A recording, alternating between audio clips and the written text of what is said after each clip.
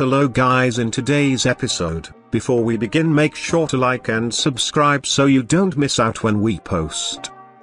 Crappy bosses for FO. I had a job working warehouse delivery for a store. The entire corporate structure was built on treating the people below you like shit, and that was passed down through every level. Managers would just bark orders and bitch you out for any reason they could think of. They paid about 25 cents over minimum wage, and the bosses drove BMWs and Mercedes. The big boss lived in an $8 million house. Our store was the freight hub for 4 others in the little chain, so we got to know the drivers from the other stores well, as they were always coming to load freight or drop stuff off. One day, we're sitting with 2 drivers from another store, and Buddy remarks that he and his partner are working over 60 hours a week. I say he must be doing okay with all that overtime pay. He says they're not getting just paid a straight time rate. I ask him if he signed an averaging agreement. He says number. He shows me his pay stub, and there it is. His partner comes back and confirms all this,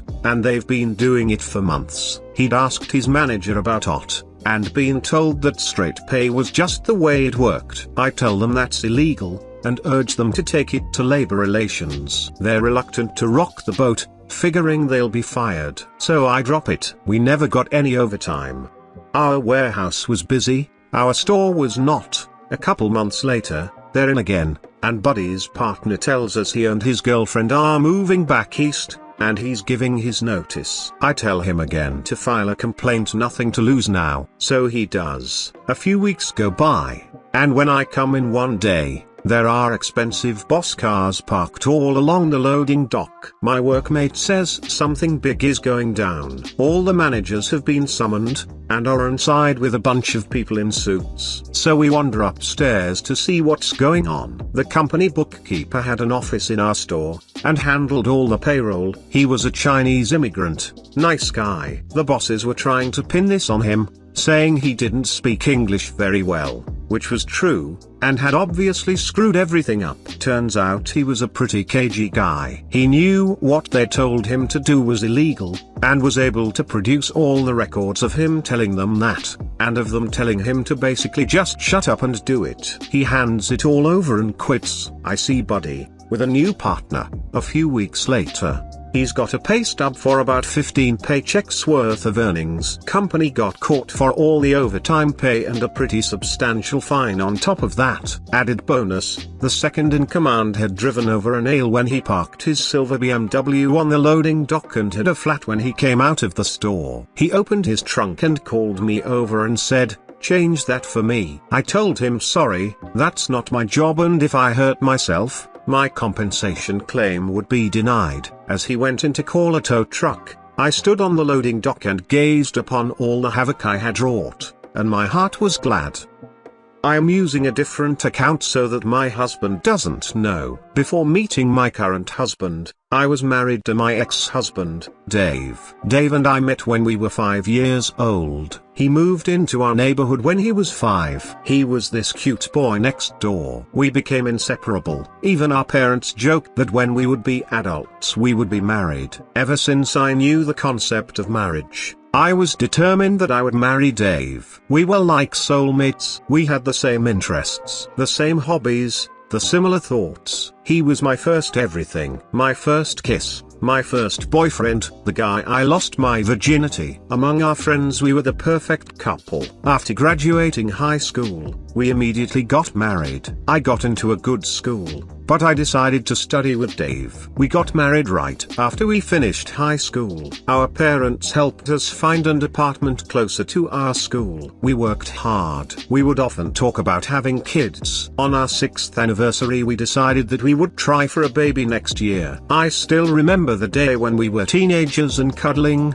We already decided what our babies' names would be. During our 7th year of marriage, my mom got sick, so I had to stay with her for a while. I was planning to do something special for our 7th year anniversary, so I left early to surprise him. I went to my bedroom and there I saw my husband fucking another girl in our marital bed. I can never get that image out of my head. My husband saw me and his face turned to pale. I don't know what happened, but I threw up right in the spot. My husband was giving me the usual "it's not what it looks like, I am sorry, it was a mistake." I locked myself in the bathroom. I somehow mustered my strength and called my friend to pick me up and just don't listen to Dave. When my friend arrived, she charged at Dave. She grabbed some of my things and we left. I was in a catatonic stage at that point. Eventually my parents knew. They supported on whatever decision I would make. Dave's parents, however, wanted us to be together. There was a huge fight, but eventually we settled for divorce. My whole fairy tale fantasy just shattered. I was spiraling into depression. My parents booked me a therapy. For 2 years I was like a living corpse. After that my friend pushed me to go on a date. I did, but no one even came close to Dave. I was searching for Dave in every guy, but they all failed to live up to the expectation. That is when I met my now husband, Jay. Jay was the opposite of Dave. Dave was funny,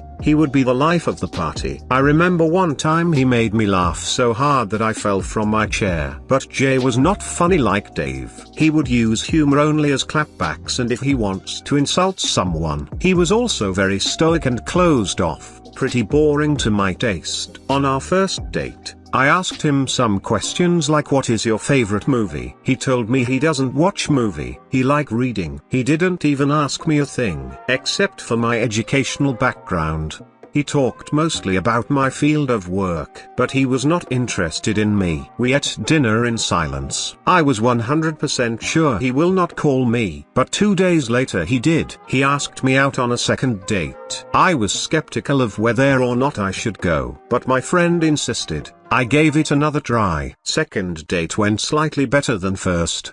He talked a bit more, asked few questions. We were taking it slow. He was opening up until the 6th date when he finally hooked up. TMI, it was amazing. I am someone who has a snack after having sex. I was craving for some, so I asked him if I could grab something from his pantry. Even a bread and cheese sandwich will do. He told me to stay there and he went out. I was kinda confused. He came back after 20 minutes with takeout food. It was something I really liked. Orange chicken. I asked how he knew. He told me, "You told me on our previous date." I melted right there. Dave and I have been together for most of my life, but he never made the effort of going out and get me something. That's when I knew even if he was not my soulmate, I was madly in love with him. We dated for 3 years and got married. I came to know about Jay's family too. His mom and dad were drug addicts who died of overdose. He was homeless for a while but worked his way up. Throughout our marriage I was very happy. He was different from Dave because whenever he would see me doing chores he would ask, "Need help?" He helped me through my trauma from Dave by arranging a therapist that specializes in infidelity. He may not be a person of words, but his actions tells me that he loves me. When I was pregnant with our daughter,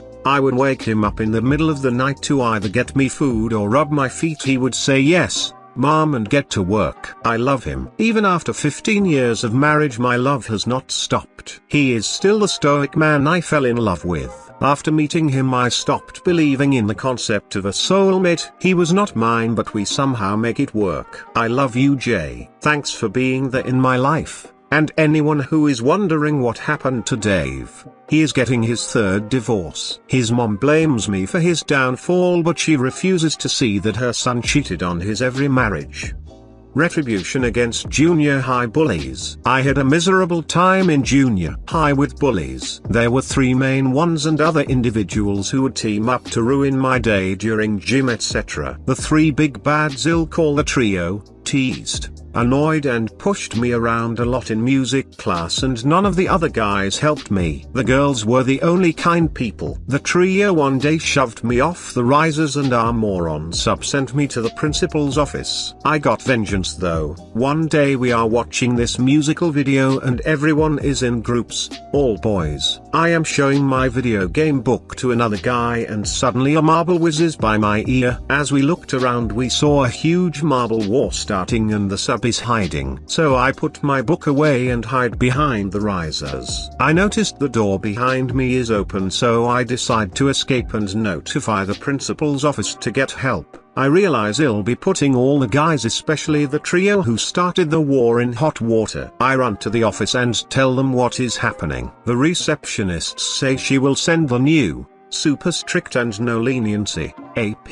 He is sent to the classroom after I return and ends everything, demanding all involved parties step forward or be punished to the full extent. The trio is screwed. They tried to frame me, but I tell the AP that I am the one who snitched. The trio and the whole class are all furious with me but can do nothing. To make it worse, after grilling by the AP, the main teacher grills them all the next day. Parents of the trio and their minions are notified and their scheme ends in flames. Thanks for sticking around till the end. Don't forget to subscribe for more like this.